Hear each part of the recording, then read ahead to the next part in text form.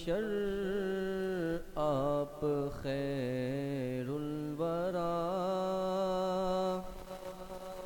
مصطفیٰ مصطفیٰ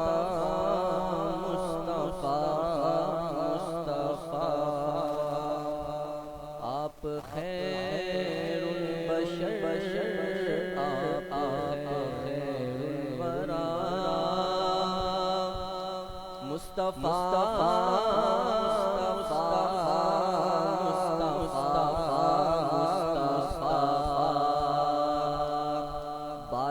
اللہ کے اعلیٰ ہے رتبہ تیرا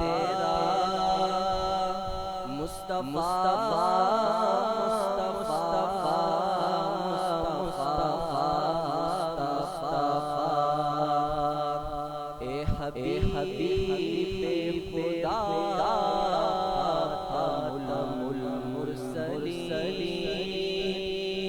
آپ سے انسانیت جبی آپ کے در کا خاتم ہے روح الامین اے محمد تیرا کوئی ثانی نہیں آپ ہی کے لیے رسول امین رب نے آسمان و زمین مقتدی انبیاء پہ ہے مقتدا مصطفیٰ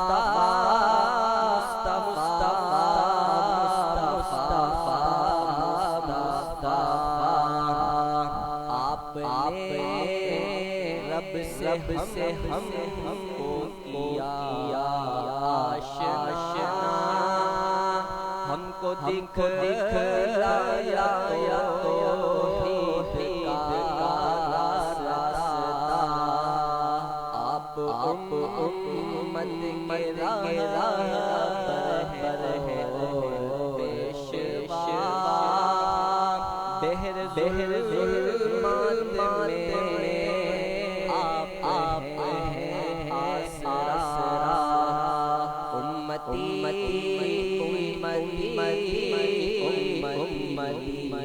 خدا روزے میں شر میں ہوگی تیری صدا آپ تاریوں میں روشن دیا مصطفیٰ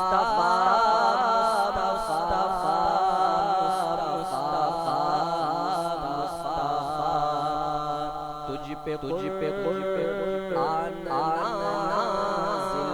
خدا نے کیا بن کے جنت مہکتا ہے حجرہ تیرا رب نے آپ کے حسن پر انتہا معجزے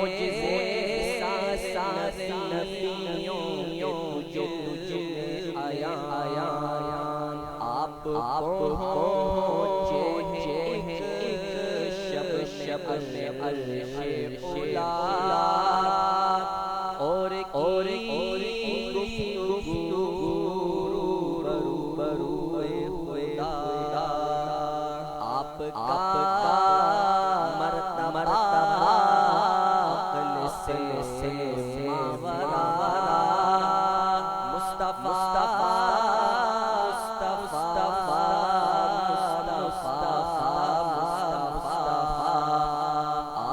آپ شم آپ بد جا آپ کے دم سے روشن ہے تو ہیرا ہے سرا ہدایت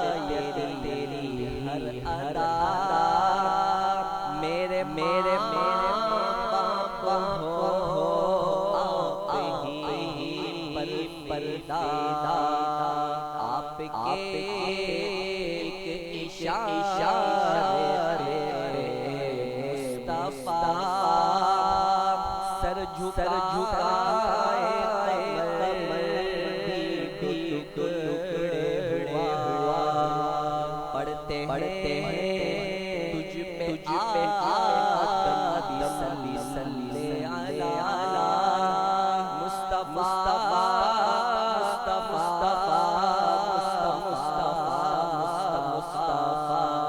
اے محمد سجاد تیرا غلام مجھ کو بھی ہو عطا آپ کو سر کا جام آپ کی رات پر ہو کروڑوں سلام لب پہ ہو تیرے ہم دو سنا شام کس قدر ہے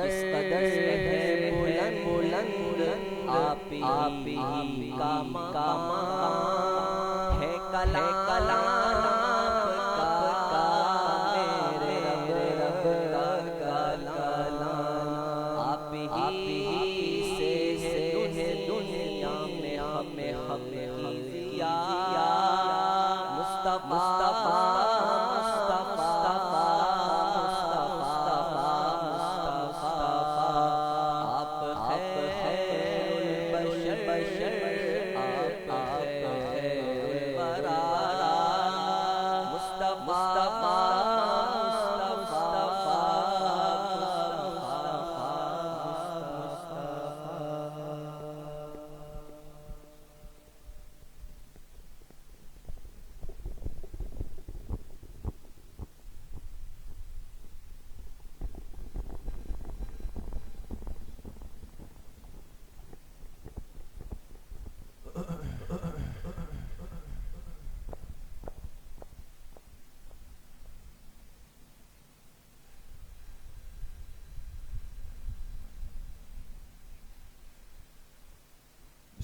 بسم الله الرحمن الرحيم الحمد لله وكفى وسلام على عباده الذين اصطفى خصوصا على سيد الرسل وخاتم الأنبياء وعلى آله وأصحابه الأتقياء أما بعد فأعوذ بالله من الشيطان الرجيم بسم الله الرحمن الرحيم فيه آيات بينات مقام إبراهيم ومن دخله كان آمنا وقال رسول الله صلى الله عليه وسلم من لم يشكر الناس لم يشكر الله صدق الله وصدق رسوله النبي الكريم يا رب صل وسلم دائما أبدا على حبيبك خير الخلق كلهم تمام احباب ایک مرتبہ محبت و عقیدت سے درود شریف پڑھ لیں. اللہم صل علی محمد وعلی آل محمد کما صلیت علی ابراہیم وعلی آل ابراہیم انک حمید مجید. اللہم بارک علی محمد وعلی آل محمد کما بارکت علی ابراہیم وعلی آل ابراہیم انک حمید مجید. میرے انتہائی قابل قدر دوستوں، بھائیوں اور بزرگوں، الحمدللہ آج ہم اس مبارک سلسلے مقامات مقدسہ کی 5ویں مجلس میں سب یہاں پر جمع ہے. اللہ تعالیٰ آپ سب کی اس حاضری کو، اس بیٹھنے کو، سننے اور سنانے کو اپنی بارگاہ عالیہ میں قبول فرمائیں، اور ہم سب حاضرین و حاضرات، سامعین و سامعات کے ظاہر اور باطن کی اصلاح کا ذریعہ بنائیں. اس دنیا میں وہ جگہیں، وہ مکانات، وہ مقامات جن کو اللہ پاک نے خاص نسبتیں عطا فرمائی ہیں، ان مقامات کو دیکھنا، ان تک پہنچنا، ان کی تاریخ کو جاننا، یہ ایک مومن اور مسلمان کی زندگی میں بڑی سعادت ہوتی ہے. اس لیے احادیث مبارکہ میں کئی صحابہ اکرام کے تذکرے آتے ہیں جو آپ علیہ الصلاۃ والسلام کے دنیا سے تشریف لے جانے کے بعد آپ کی ایک ایک نسبت کو تلاش کرتے تھے، کوشش کرتے تھے کہ ہمیں وہ جگہ مل جائے جہاں آپ تشریف فرما ہوئے، ہمیں وہ جگہ معلوم ہو جائے جہاں آپ نے آرام فرمایا، ہمیں اس جگہ کا علم ہو جائے جہاں سے آپ کی سواری گزری ہو، اور ہمیں اس جگہ کا پتہ چل جائے جہاں آپ علیہ الصلاۃ والسلام نے نماز پڑھی۔ پوری دنیا کے اندر میرے عزیزوں بہت ساری جگہیں ایسی ہے جس سے ہمارے اس مبارک دین اسلام کی تاریخ کا اہم ترین حصہ جڑا ہوا ہے۔ ان جگہوں سے آج ناواقفیت نے بہت بڑا نقصان بھی امت کو دیا، تو ضرورت محسوس ہوتی ہے کہ مقامات مقدسہ کا تعارف، اس کی تاریخ اور اس کی موجودہ شکل و صورت ہمارے سامنے آ جائے۔ آپ کے سامنے بات چل رہی تھی، اور سب سے پہلے ہم نے ان مقامات میں جو سلسلہ شروع کیا وہ حجاز مقدس سے شروع کیا، چونکہ حجاز مقدس وہ جگہ ہے جو ہمارے ایمان کے مراکز ہے۔ پھر حجاز مقدس کے اندر وہ کون کون سی جگہ ہیں جس سے تعارف اور پہچان ایک مسلمان کو ہونا چاہیے، ان میں سب سے اہم ترین جگہ جو ہے وہ مکۃ المکرمہ ہے۔ اس کی وجہ یہ ہے کہ مکۃ المکرمہ وہ زمین کا ٹکڑا ہے جہاں اللہ پاک کے گھر کو سب سے پہلے قائم کیا گیا، اور پھر مکۃ المکرمہ میں سب سے اہم ترین جگہ کعبۃ اللہ ہے، جہاں اللہ پاک کا گھر ہے اور جس کی نسبت اللہ کی ذات کی طرف ہوتی ہے۔ جی،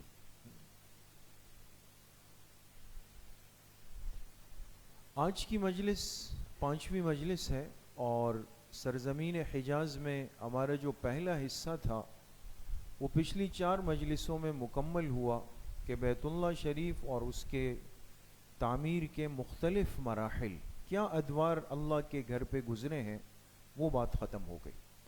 آج کی 5ویں مجلس سے ہم بات شروع کر رہے ہیں، اور یہ بہت اہم موضوع ہے کہ خود مسجد حرام کے اندر کی متفرق جگہ۔ دیکھیں، ایک مسلمان جب حج کے لیے، عمرے کے لیے جاتا ہے، اللہ سب کو حاضری نصیب فرمائے، تو خانہ کعبہ کو دیکھنے کے بعد اس کی خواہش ہوتی ہے بھئی میں پہلی دفعہ آیا ہوں، تو کوئی ایسا ساتھی ہو جو مجھے بتا دے کہ بھئی اس میں کون کون سی اہم جگہ ہیں، تاریخی جگہ ہیں، مبارک جگہ ہیں۔ تو اس سے واقفیت بھی بہت ضروری ہے، اس کی پہچان بھی ضروری ہے، پھر اس کی تھوڑی تاریخ ہمارے سامنے ہو۔ اب مسجد حرام کے اندر وہ کون سی اہم ترین جگہ ہیں جس تک ہم اکثر پہنچ بھی جاتے ہیں لیکن ہمیں صحیح معلومات اور علم نہیں ہوتا، اس کی تاریخ کا پتہ نہیں ہوتا۔ جی، تو حجاز مقدس پہ بات شروع ہوئی۔ جی، اور میں نے عرض کیا کہ پھر حجاز مقدس میں ہمارے سامنے تقریباً 9 مشہور جگہ آئیں گی: مکہ مکرمہ، طائف، بنو سعد، جدہ، مدینہ منورہ، بدر، تبوک، خیبر اور مدائن صالح۔ جی، مکہ مکرمہ پہ بات شروع ہوئی، یہاں سے آغاز ہوا۔ جی، اور سب سے پہلی بات بیت اللہ جو خانہ کعبہ ہے، اس پر میں نے عرض کیا 4 مجلسوں میں ہم نے بات کر لی۔ آج کی مجلس میں مکہ مکرمہ کا جو دوسرا موضوع ہے وہ ہے مسجد حرام کے اندر کی متفرق جگہ۔ جی، وہ کون کون سی متفرق جگہ ہیں؟ جی، یہ آپ حضرات ذہن میں رکھیں گے دوستو، آپ کو بہت فائدہ دے گا۔ وہ جگہ کون سی ہے؟ حجر اسود ہے۔ ہر مسلمان جانتا ہے کہ خانہ کعبہ کے ایک کونے میں حجر اسود نصب ہے، یہ تو سب کو پتہ ہے، اور اس حجر اسود کو ہم بوسہ دیتے ہیں۔ لیکن سوال یہ ہے کہ یہ حجر اسود کوئی خاص پتھر ہے، کیسے خاص بنا، کہاں سے آیا، کس نے اس کو رکھا، اس پر کیا حالات گزرے ہیں، اور اہل ایمان کی زندگی میں اس حجر اسود کی کیا خصوصیت ہے، یہ بہت ساری اہم باتیں آج کی ہماری مجلس کا موضوع ہے۔ اس کے بعد انشاءاللہ ہم بات کریں گے ملتزم پہ، خانہ کعبہ کے دروازے پہ، مصلی جبریل پہ، حتیم پہ، میزاب رحمت پہ، رکن یمانی، مقام ابراہیم، بئر زمزم، بیت ام ہانی، جہاں سے آپ علیہ السلام کے معراج کا سفر شروع ہوا، یہ جگہ آج بھی مسجد حرام کے اندر ہے۔ صفا اور مروہ، دار ارقم، اور اس کے علاوہ بعض خصوصی دروازے جس کا ایک خاص کردار اور تاریخ رہی ہے اسلام کے اندر۔ جی آج انشاءاللہ حجر اسود سے متعلق کچھ ضروری باتیں آپ کے سامنے آج کی مجلس میں آ رہی ہیں۔ جی سب سے پہلی بات تو یہ ہے کہ یہ حجر اسود ہے کیا؟ آپ جانتے ہیں کہ حجر عربی کا لفظ ہے اور حجر کے معنی کیا آتے ہیں؟ پتھر کے۔ اسود بھی عربی کا لفظ ہے اور اس کے معنی آتے ہیں کون سے رنگ کے؟ سیاہ رنگ، کالے رنگ کا ایک پتھر، یہ حجر اسود۔ سیاہ رنگ کا پتھر یہ بیت اللہ شریف کے 4 کونوں میں سے ایک کونے میں نصب ہے، اور یہ کون سا کونا ہے؟ جنوب مشرقی جانب 4 کونے ہیں، جو جنوب مشرقی کونا ہے اس کونے میں یہ پتھر نصب ہے۔ ایک بات۔ دوسری بات یہ کہ یہ پتھر زمین سے کتنا اوپر نصب ہے؟ یہ صحن مسجد سے 4 فٹ کی بلندی پر ہے، نیچے سے۔ ایسا نہیں ہے کہ بالکل زمین کے ساتھ چپکا ہوا ہے، ایسا بھی نہیں ہے کہ بہت زیادہ اوپر ہے۔ جس کو اللہ نے بوسے کا موقع دیا ہو حجر اسود کا، اللہ سب کو بار بار نصیب فرمائے۔ آپ نے غور کیا ہوگا جب حجر اسود کو بوسہ دیتے ہیں تو تھوڑا سا جھک کے دینا پڑتا، تو یہ زمین سے نیچے صحن مسجد سے 4 فٹ کی بلندی پر ہے، اور اس کی سیاہ رنگ میں ہلکی سی سرخی کی جھلک ہے، ابھی آپ کے سامنے آ بھی جائے گا۔ تو یہ ہے تو بالکل سیاہ بلیک، لیکن ایک ریڈش اس کے اندر چل رہی ہے، سرخی پن چل رہا ہے اس کے اندر۔ یہ حجر اسود ہے۔ اب حجر اسود سے متعلق چند اہم باتیں اور خصوصیات۔ جی حجر اسود کی حقیقت کیا ہے؟ جب طوفان نوح آیا علیہ الصلاۃ والسلام تو یہ پتھر کہاں گیا اس وقت؟ حجر اسود کا حقیقی رنگ کیا ہے؟ بوسہ دینا یا اس کو استعلام اشارہ کرنے کی ایک عجیب فضیلت حدیث پاک میں۔ حجر اسود باعث شفا بھی، اس امت کی ایک بڑی خوش نصیبی۔ ہم تو بوسے کو بوسہ دیتے ہیں، قرب قیامت میں یہ پتھر اٹھایا جائے گا، اس پر گزرنے والے افسوسناک احوال، حجر اسود کی موجودہ حالت اور اس کی حفاظت۔ جی حجر اسود کی حقیقت کیا ہے؟ جی حدیث پاک میں اس کی صراحت موجود ہے، تفسیر قرطبی میں روایت ہے، ھذا الحجر من یاقوت الجنہ اتی بہ آدم علیہ السلام من الجنہ۔ یہ پتھر آیا کہاں سے دوستو؟ جنت کے یاقوتوں میں سے یہ ایک یاقوت ہے۔ یاقوت کا پتھر آپ نے سنا ہوگا نا، اللہ پاک نے جنت میں جو یاقوت کے پتھر رکھے ہیں یہ اس میں سے ایک پتھر ہے۔ جب آدم علیہ السلام جنت سے زمین پر اتارے جا رہے تھے تو اس وقت حضرت آدم علیہ السلام اس یاقوت کے پتھر کو جنت سے اپنے ساتھ لائے تھے۔ بات سمجھ میں آ گئی دوستو؟ تو لہٰذا اگر آپ سے پوچھے کہ بھئی یہ پتھر آیا کہاں سے، تو آپ کہیں گے جنت سے آیا۔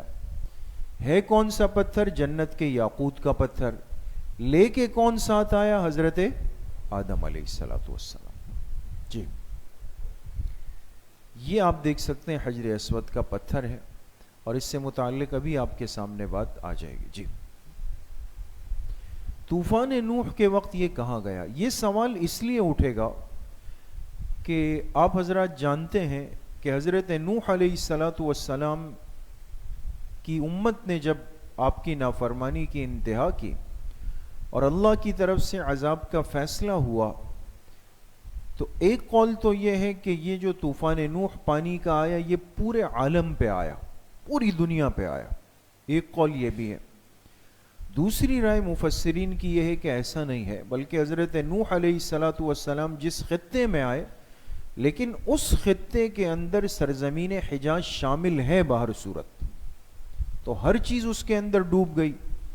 تو سوال یہ ہے کہ اس موقع پر یہ حجر اسود کا پتھر کہاں گیا؟ اگر یہ پانی میں ڈوب گیا تھا، چلا گیا تھا، جیسے خانہ کعبہ سے متعلق آتا ہے کہ اس کی نشانیاں بھی مٹ گئی تھی اس کے اندر.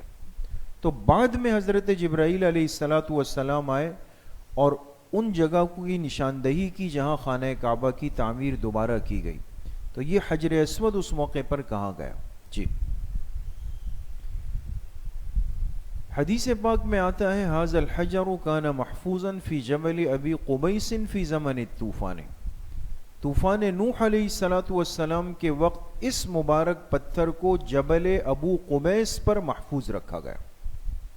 یہ مشہور پہاڑ ہے مکہ مکرمہ کا جو بالکل خانہ کعبہ جو صفا مروہ کی پٹی ہے اس سے جب آپ نکلیں گے تو اس کے سامنے جو پہاڑ ہے وہ جبل ابو قبیس کہلاتا ہے. اور یہ اہم ترین تاریخی پہاڑ ہے. اس سے اور بھی بہت ساری باتیں اور تاریخ وابستہ ہے. تو اس جگہ پر ایک غار کے اندر کہتے ہیں اس حجر اسود کو لے جا کر کے محفوظ رکھا گیا. اور جب بعد میں یہ پانی اترا تو اس پتھر کو وہاں سے لا کر کے دوبارہ یہاں پہ نصب کیا گیا. جی یہ ہے دوستو جبل ابو قبیس. آپ صفا مروہ سے جب فارغ ہو کر عمرے سے نکلیں گے نا تو آپ اس جگہ پر آئیں گے. یہ حضور علیہ الصلاۃ والسلام کی جائے ولادت کا ایک کونا ہے, ایک حصہ ہے جو آگے آئے گا. اس کے پیچھے کا جو یہ پہاڑ ہے دوستو یہ جبل ابو قبیس. جی اس سے زیادہ واضح شکل اس کی یہ ہے. لوگوں کے جو سامان گمشدہ ہو جاتے ہیں بیت اللہ شریف کے اندر اس کے لیے جو جگہ بنائی گئی ہے صنادیق و حفظ الامتعہ, اس کا جو آفس ہے جو کاؤنٹر ہے نا یہ بھی اسی جگہ پر ہے. اس کے پیچھے بالکل یہ جبل ابو قبیس کا پہاڑ. جی جی تیسری بات حجر اسود کا حقیقی رنگ کیا ہے. ابھی تو ظاہر سی بات ہے ہم جب اس کو اپنی آنکھوں سے دیکھتے ہیں یا کبھی دیکھا ہے یا تصویر میں جیسے دیکھ رہے ہیں تو یہ بالکل سفید تھا, بالکل سفید تھا اور آج بالکل سیاہ رنگ میں. اس لیے بعض روایات کتب کے اندر ایسی موجود ہے کہ صحابہ اکرام رضوان اللہ علیہم اجمعین بلکہ بعد کے زمانے میں بھی بعض حضرات نے لکھا ہے کہ ہم نے اس کے اندر کچھ سفیدی محسوس کی اس کو بوسہ دیتے ہوئے. آج تو جب انسان دیکھتا ہے تو اس میں کوئی سفیدی کی رمق نہیں ہے, لیکن ایسا ایک تدریجاً یہ وقت کے ساتھ ساتھ اس کا سیاہ پن ختم ہوتا چلا گیا. جی یہ دیکھ سکتے ہیں آپ, دیکھیں بالکل اس وقت یہ سیاہ رنگ کے اندر ہے. اور جیسے ابھی آپ نے سنا نا اس کے اندر ایک سرخی کی جھلک ہے, نظر آ رہی ہے دوستو, محسوس ہو رہی ہے نا, یہ سرخ پن ہے. یہ بہت زیادہ ہوتا ہے سرخ پن, لیکن یہ اب بنی آدم کے گناہوں کی وجہ سے اس کا رنگ بالکل سیاہ ہو چکا ہے. جی بوسہ و استعلام کی عجیب فضیلت. ہر مسلمان کی یہ خواہش ہوتی ہے کہ جب وہ بیت اللہ شریف جائے اور طواف کرے, حج عمرے کے لیے اترے, تو اسے یہ موقع مل جائے کہ وہ حجر اسود کو بوسہ دے دے, چوم لے اس کو. لیکن ظاہر سی بات ہے کہ وقت کے ساتھ ساتھ رش کے مجمع کی ازدحام کی کیفیت پھر پابندیاں بڑھتی جا رہی ہیں. آپ علیہ الصلاۃ والسلام نے اپنی امت کے لیے بڑی آسانیاں فرمائی. اس میں ایک آسانی یہ بھی فرمائی کہ جس کو بوسے کا موقع نہ ملے تو وہ اس کے بدلے میں کیا کر لے, استعلام کر لے. استعلام حجر کس کو کہا جاتا ہے کہ وہ بندہ جو طواف کر رہا ہو جب وہ حجر اسود کے پاس پہنچ جائے تو اس کی سیدھ میں کھڑا ہو کر دونوں ہاتھوں کا دور سے اشارہ کر دے اس کی طرف اور بسم اللہ اللہ اکبر کہہ کر اپنے ہاتھوں کو بوسہ دے دے. تو ایسا ہے کہ جیسے اس نے حجر اسود کو بوسہ دے دیا تاکہ یہ مطمئن ہو کر اپنے طواف کو پورا کر لے. تو چاہے انسان کو براہ راست موقع مل جائے اس کو بوسہ دے یا اس کا استعلام کر لے, لیکن یہ عمل کتنی بڑی فضیلت والا عمل ہے یہ حدیث پاک سے آپ کو ابھی سمجھ میں آئے گا. جی اس کو بوسہ دینے کی بہت بڑی سعادت ہے, چنانچہ اس بارے میں دو روایات ہیں. پہلی روایت وَيُعْطَى يَوْمَ الْقِيَامَةِ لِسَانًا وَشَفَتَيْنِ فَمَنْ قَبَّلَهَا بِإِخْلَاصٍ شُفِّعَ لَهُ يَوْمَ الْقِيَامَةِ. قیامت کے دن حجر اسود کو اللہ پاک ایک زبان اور دو ہونٹ دے دیں گے, اور جس نے بھی اسے اخلاص سے بوسہ دیا یہ اس کے حق میں سفارش کرے گا حجر اسود کہ اللہ اس بندے نے مجھے ایمان کے ساتھ بوسہ دیا، آپ اس کی مغفرت فرما دیں۔ دوسری روایت میں وَيَكُونُ يَوْمَ الْقِيَامَةِ أَكْبَرَ مِنْ جَبَلِ أُحُدٍ وَمَنْ مَسَّهُ أَوْ قَبَّلَهُ فِي الدُّنْيَا شَهِدَ لَهُ يَوْمَ الْقِيَامَةِ۔ قیامت کے دن اللہ پاک حجر اسود کو جبل احد کی مانند بڑا کر دیں گے۔ ابھی تو چھوٹا سا پتھر ہے نا، لیکن قیامت کے دن جب آئے گا تو اللہ اپنی شان کے مطابق اس کو جبل احد کی مانند بہت بڑا کر دیں گے، اور پھر دنیا میں جس نے اسے ہاتھ لگایا اور ایک روایت میں اشارہ کیا یا بوسہ دیا تو یہ ان سب کے حق میں شہادت دے گا۔ تو اس لیے اگر انسان کو سہولت سے موقع مل جائے، ایسا وقت ہو، سہولت ہو جس میں کوئی دھکمپیل، کسی کو اذیت، کسی کو تکلیف نہ دے انسان، تو حجر اسود کو ضرور بوسہ دینا چاہیے، یا کم از کم اتنا ہو کہ ہاتھ پہنچ جائے اور ہاتھ کے بعد ان ہاتھوں کو بوسہ دے دیں۔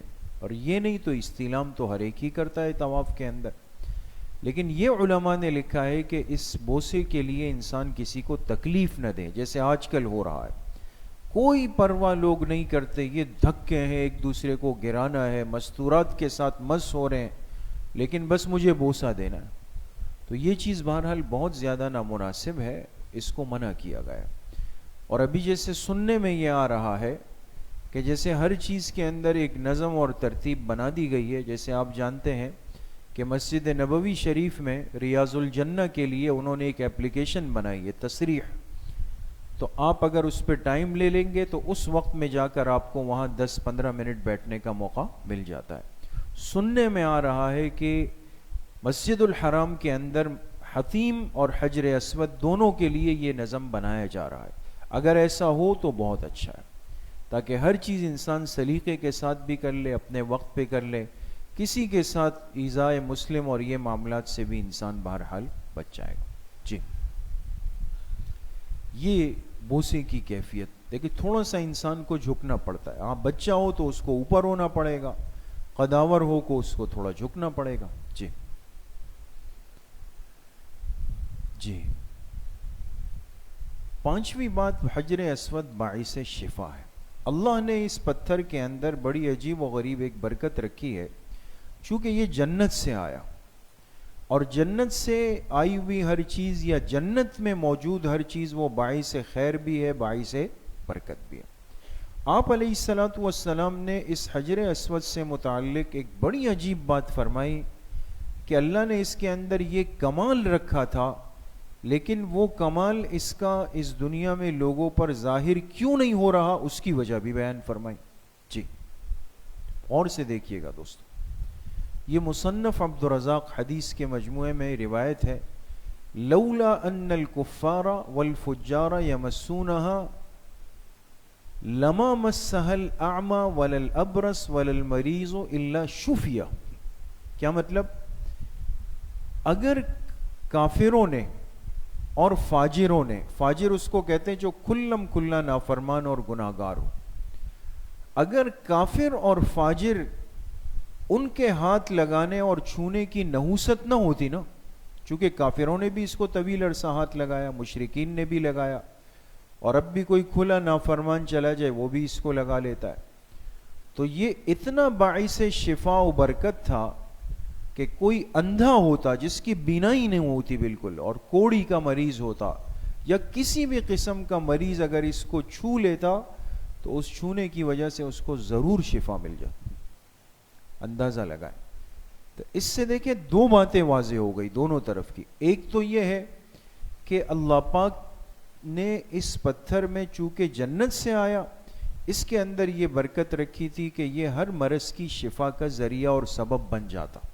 یہ اس پتھر کا کمال نہیں ہوتا، بلکہ اللہ پاک کے حکم اور توفیق سے یہ چیز ممکن ہوتی، یہ ذہن میں ہونے چاہیے۔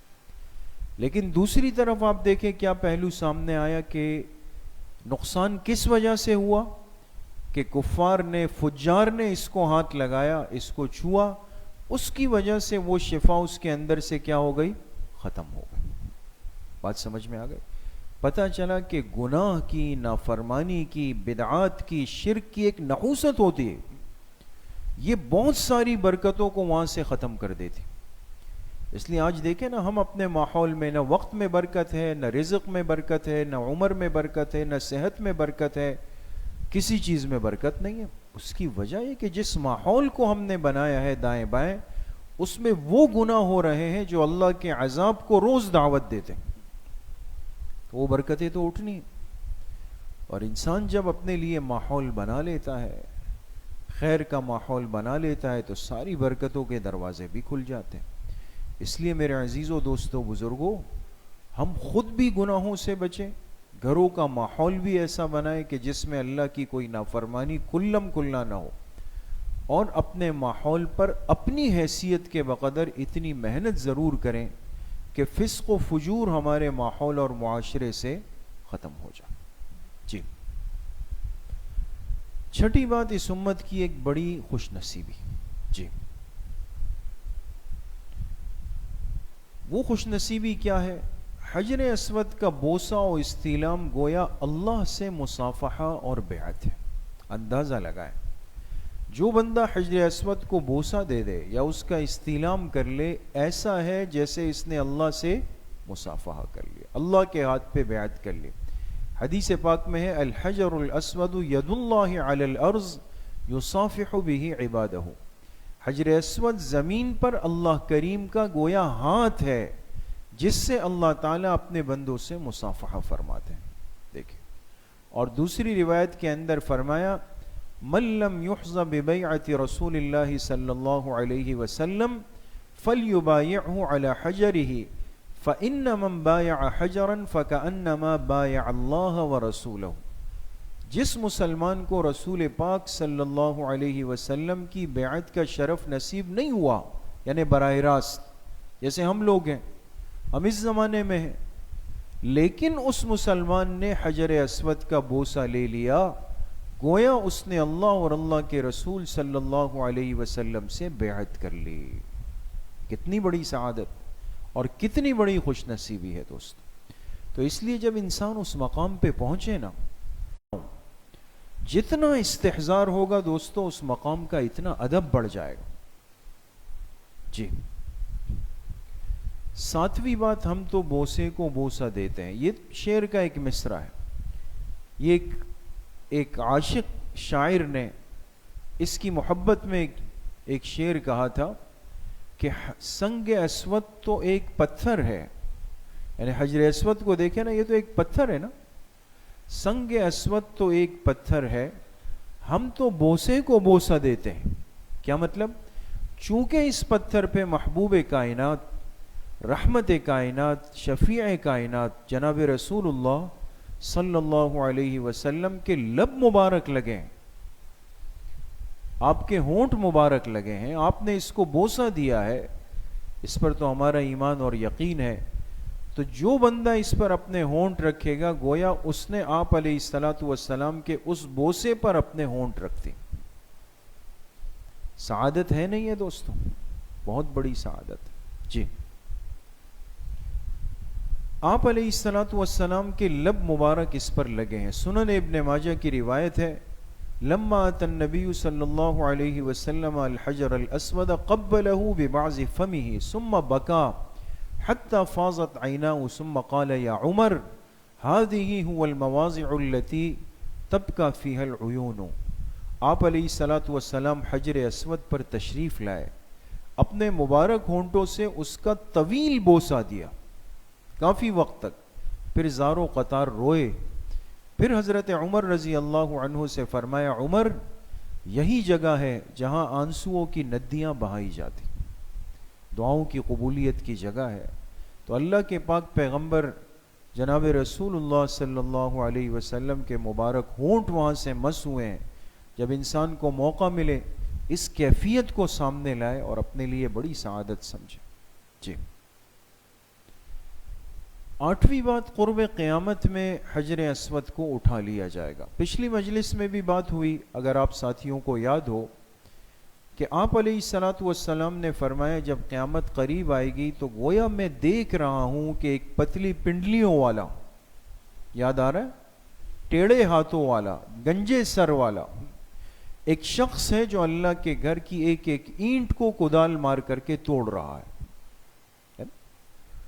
تو آپ نے فرمایا جب یہ وقت آ جائے گا کہ اللہ کے گھر کو توڑ دیا جائے گا، اس کی اینٹ گرا دی جائے گی، تو قیامت بالکل قریب آ چکی ہو۔ یہ باتیں قرب قیامت کی علامات میں سے ہے دوستو۔ تو حجر اسود یہ بھی قیامت سے پہلے زمین سے چلا جائے گا، اس لیے کہ جنت کی کوئی چیز قیامت سے پہلے زمین پر نہیں رہے گی، اس نے واپس جانا ہے۔ جی، حدیث پاک میں آتا ہے قیامت سے پہلے حجر اسود اٹھایا جائے گا۔ یہ حضرت عثمان رضی اللہ عنہ کی روایت ہے، یرفع القرآن من صدور الناس ویرفع الحجر الاسود من الکعبۃ قبل قیام الساعہ۔ قیامت سے پہلے لوگوں کے سینوں سے قرآن اٹھا لیا جائے گا اور کعبۃ اللہ سے حجر اسود کو آسمانوں پہ اٹھا لیا جائے گا۔ اس لیے آج اللہ کی ان نعمتوں کی قدر کرنی چاہیے۔ قرآن کریم ہمارے پاس ہے، بہت سے نوجوانوں کے بچوں کے سینوں میں ہے، اس کی حفاظت بھی کرنی چاہیے، اس کی قدر بھی کرنی چاہیے، اس کی تلاوت بھی، اور سب سے بڑھ کر اس سے محبت بھی کرنی چاہیے۔ اور پھر یہ حجر اسود جو موجود ہے، یہ اس بات کی علامت ہے کہ ابھی دنیا کے نظام نے چلنا ہے، ابھی عافیت ہے۔ جب یہ چیزیں ایک ایک کر کے جانے لگ جائیں گی تو اشارہ ہوگا کہ اب قیامت کے آثار علامات شروع ہو گئے، اب یہ نظام عالم مٹا دیا جائے گا۔ جی، تو قیامت سے پہلے قرآن بھی چلا جائے گا، آسمانوں پہ اٹھا لیا جائے گا، حجر اسود کو بھی آسمانوں پہ اٹھا لیا جائے گا۔ جی، نویں بات، اہم ترین اس پر گزرنے والے افسوسناک احوال۔ حجر اسود جب دنیا میں آیا تو جیسے آپ نے کئی روایات سنی کہ یہ ایک پتھر تھا پورا، اور بعض محققین نے اس کا وزن اور اس کی کیفیت، چوڑائی، لمبائی وہ بھی ذکر کی کہ یہ کتنا تھا، سب باتیں۔ اس وقت جو ہمیں حجر اسود نظر آتا ہے چاندی کے خول کے اندر اور اس سیاہی کے اندر، تو ہم ایسا سمجھتے ہیں یہ پورا جو سیاہ رنگ ہے یہ حجر اسود ہے، تو ایسا بالکل بھی نہیں ہے، بلکہ ابھی انشاءاللہ بات آئے گی۔ یہ اندر چاندی بھر دی گئی، اور اس چاندی کے اندر پھر حجر اسود مختلف مراحل میں اس پر ظلم ہوا، ظالم بادشاہ آئے، لوگ آئے، ڈاکو آئے، ہر ایک نے اس کو چوری کرنے کی، لے جانے کی کوشش کی۔ کئی مرتبہ یہ ٹوٹا ہے، اس کے ٹکڑے ہوئے ہیں، اور اس کو چھپانے کی، جلانے کی، ختم کرنے کی کوشش ہوئی، لیکن اللہ پاک نے اس کی حفاظت کرنی تھی۔ تو اس وقت یہ ٹکڑوں کی شکل میں ہے، اس کے ٹکڑے اس چاندی کے اندر دبا دیے گئے، اس لیے جب بوسہ انسان دیتا ہے تو محسوس ہوگا آپ کے ہونٹوں کو کہ جیسے کوئی چیز ابری ہوئی۔ تو اس پر مختلف مراحل گزرے، اگرچہ یہ بہت ایک تفصیلی موضوع ہے، لیکن ہم نے اختصار کے ساتھ اس کو سامنے رکھا ہے تاکہ بنیادی بات سامنے آ جائے۔ جی، حجر اسود کو نقصان پہنچانے کی مختلف کوششیں کی گئی، ایسا کرنے والے عبرتناک انجام کا شکار ہوئے۔ یہ بھی باقاعدہ لکھا ہے کتابوں میں کہ جس نے بھی ایسا کیا وہ بہت بڑی پکڑ میں، بدترین عذاب میں مبتلا ہوا، لیکن یہ خوبصورت پتھر ٹکڑوں میں تقسیم ہو گیا۔ نمبر 1، سب سے پہلے عرب میں 2 قبیلے تھے، بنو مضر اور بنو خزاعہ۔ ان کی لڑائی میں بنو خزاعہ نے اس کو اکھاڑ کر نکال دیا اندر سے، اور اکھاڑ کر جب نکالا تو اپنے قبیلے میں لے جانے کی کوشش کی، لیکن جس اونٹ پر اس کو لادتے تھے وہ گر کر مر جاتا تھا۔ ایک مرا، پھر دوسرے پر رکھا، وہ گر کر مرا، تیسرے پر رکھا، وہ گر کر مرا۔ اب ان کو سمجھ نہیں آ رہا کہ کریں تو کیا کریں، اونٹ پہ اونٹ مر رہے ہیں۔ تو ایک شخص نے کہا بھئی ابھی تو رات ہے، کوئی آ نہ جائے، اس کو نیچے مٹی میں دفنا دو، صبح دیکھیں گے۔ اسی بنو خزاعہ قبیلے کی ایک عورت تھی، وہ اپنے گھر سے یہ سب دیکھ رہی تھی، انہوں نے چھپا دیا۔ رات کو اس عورت نے آ کر جو حرم میں جو لوگ موجود تھے، خدمت والے ہوتے تھے، ان سے کہا کہ اس جگہ پہ حجر اسود چھپایا گیا، اس کو ابھی سے نکال کے محفوظ کر دو۔ اس طریقے سے یہ ان کے تسلط سے بچ گیا۔ دوسرے نمبر پہ عبداللہ ابن زبیر رضی اللہ عنہ کا دور آئے۔ یہ صحابی ہیں، حضرت عائشہ رضی اللہ عنہ کے سگے بھانجے ہیں۔ ان کا دور تھا، اور اس میں یزیدی فوجوں نے کعبۃ اللہ پر سنگ باری کی، بڑی بے اکرامی ہوئی۔ اس وقت خانہ کعبہ پہ پتھر برسائے گئے۔ اس حادثے میں حجر اسود ٹوٹ کر 3 ٹکڑوں میں بٹ گیا، اس کے 3 ٹکڑے ہوئے۔ بعد میں جب یہ فتنہ دبا تو ایک صحابی تھے حضرت شعبہ ابن زبیر رضی اللہ عنہ، انہوں نے اس کو لیا اور پھر پہلی مرتبہ اس کو چاندی کے خول میں اس کو محفوظ کر لیا۔ تیسرا موقع 189 ہجری میں بنو عباس کے مشہور اور نیک عادل خلیفہ ہارون الرشید جب وہ عمرے کے لیے آیا تو اس نے کیا دیکھا کہ حجر اسود کو جس چاندی کے خول میں لگایا گیا وہ چاندی بہت پرانی اور کمزور پڑ گئی ہے۔ تو وہ تو خلیفۃ المسلمین تھے، اس نے حفاظت کے لیے پورے خول میں چاندی بھر دی۔ یہ جو آج تک یہ جو سیاہی ہے یہ وہی چاندی ہے جو آج تک موجود ہے، بات سمجھ گئے۔ چوتھے مرحلے میں 317 ہجری میں قرامطہ، یہ ایک قوم تھی اور ظلم و جبر کی انتہا پہ یہ بدبخت کھڑے ہوئے تھے۔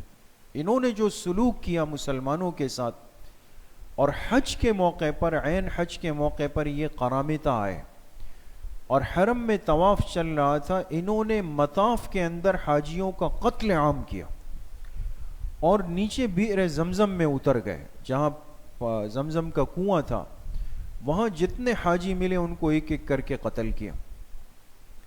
کہتے ہیں پورا بئر زمزم جو تھا وہ حاجیوں سے بھر چکا تھا، ان کی میتوں سے۔ اور جو ان کا امیر تھا اس نے ان سے کہا کہ جتنی قیمتی چیزیں ہیں، خاص طور پہ جو میزاب رحمت تھا یہ خالص سونے کا بنایا گیا تھا، کہا اس کو توڑ دو، حجر اسود کو اکھاڑ دو، خانہ کعبہ کے دروازے کو توڑ دو۔ تو انہوں نے بڑا ظلم کیا، اور پھر حجر اسود جو پہلے ہی 3 ٹکڑوں میں تھا، انہوں نے جب اس کو اکھاڑا، اس توڑنے کے اندر اس کے بہت زیادہ ٹکڑے کر دیے، کچھ اپنے ساتھ لے گئے، کچھ یہاں پر رہ گئے۔ بہرحال بڑی مشکلوں سے جا کر مابقیہ جو حجر اسود کا حصہ تھا وہ محفوظ کیا گیا۔ بعد میں ان کے پاس جتنا حصہ گیا تھا وہ بھی ایک بہت ہی مشکل طریقے سے یہاں لایا گیا، ایک طویل داستان ہے بہرحال وہ۔ تو یہ قرامطہ نے اس کے ساتھ بڑا ظلم کیا۔ جی، یہ آپ دیکھ سکتے ہیں دوستو، اس میں آپ کو واضح طور پہ یہ ابھرا ہوا نظر آ رہا ہے، یہ دیکھیں، یہ جو ہے نا، یہ ریڈ ڈاٹ مارے اس ابھری ہوئی جگہوں پہ نا، جی، یہ وہ ٹکڑے ہیں دوستو جو اس کے اندر ابھرے ہوئے ہیں۔ اور ابھی بات آ جائے گی کہ یہ ٹکڑے اب تقریباً پہلے 15، پھر 15 سے ہوتے ہوئے اب 8 ٹکڑے رہ گئے اس کے اندر، یعنی اس حجر اسود پورا ابھی کتنے ٹکڑوں میں؟ 8 ٹکڑوں کے اندر۔ جی، اور یہ بھی آپ دیکھ سکتے ہیں، دور سے ہی محسوس ہو جاتا ہے کہ جیسے پتھر ابھرے ہوئے ہیں اس کے اندر۔ جی، یہ اس میں واضح طور پہ آپ کو نظر آئے گا، یہ ٹکڑے ہیں، یہ تو زیادہ ہے، پھر اس کو مزید یعنی کم کر کے، یعنی یہ اب 8 ٹکڑوں کے اندر موجودہ شکل میں آیا۔ ہمارے موجودہ زمانے کے ایک عالم نے اپنے حالات میں لکھا کہ 1972 میں میں نے حج کیا، 1972 میں، جب اتنا رش نہیں ہوتا تھا، تو حضرت نے لکھا کہ میں نے خود جب بوسہ دینے کا وقت آیا تو میں نے اس ٹکڑوں کو ہاتھ لگا کے گننا شروع کیا، 8 ٹکڑے اس کے اندر تھے۔ جی، 10ویں آخری بات کہ حجر اسود کی موجودہ حالت کیا ہے اور اب اس کی حفاظت کس نے کی اور اس کا کیا طریقہ کار ہے۔ جی، اس وقت حجر اسود کے کل 8 ٹکڑے نصب ہے، جیسے ابھی آپ کے سامنے بات آ گئی، اب 8 ٹکڑوں کے اندر ہے اور ایک طویل عرصے سے اسی حالت میں۔ اور سب سے آخر میں آل سعود کے جو بادشاہ گزرے، شاہ سعود ابن عبدالعزیز، اس نے اس پر ایک طوق چڑھایا۔ آپ دیکھیں نا، یہ بہت بڑا جو چاندی کا حلقہ اس وقت سب سے خوبصورت ہے، یہ بادشاہ شاہ سعود نے کیا ہے، اور اس نے اس کی حفاظت کے لیے اس کے پیچھے بھی ایک مخصوص چیز بھر دی اس کے اندر، تاکہ کوئی اس کو مزید نقصان نہ پہنچائے، اور ایک چاندی کا ایک بڑا حلقہ اس کے ارد گرد لگا دیا جو آج تک اس کے اوپر موجود ہے۔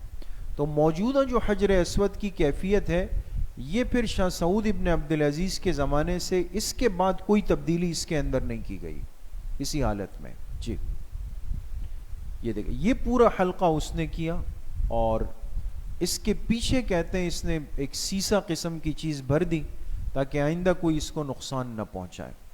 تو اس وقت یہ پورا چاندی کے حلقے کے اندر گھرا ہوا ہے اور بہت زیادہ خوشبو اس کو روزانہ دی جاتی ہے. اسی لیے جو کہتے ہیں نا بھئی حالت احرام میں کوئی اس کو بوسہ نہ دے یا بہت زیادہ مس نہ کرے، ورنہ احرام پہ اگر خوشبو لگ گئی تو دم کا مسئلہ لازم آ جائے گا. اس لیے کوشش یہ ہو کہ احرام کی حالت، واجب احرام کی حالت نہ ہو انسان پر، تو اس میں انسان اس کو بوسہ دے سکتا ہے اور موقع مل جاتا ہے بہرحال. جی یہ ہے دوستو. جی ختم. سمجھ گئے دوستو؟ یہ حجر اسود سے متعلق کچھ باتیں تھیں، اور انشاءاللہ آئندہ مجلس میں جو حرم کے اندر کی دوسری اہم جگہ ہے وہ دوسرا حصہ ہوگا، انشاءاللہ آپ کے سامنے آئے گا مجلس نمبر 6 میں. آئندہ مجلس میں اسی طرح محبت سے تشریف لائیں. اللہ کریم مجھے بھی آپ سب کو صحیح عمل کی توفیق نصیب فرمائے. الحمدللہ رب العالمین والصلاة والسلام علی سیدنا.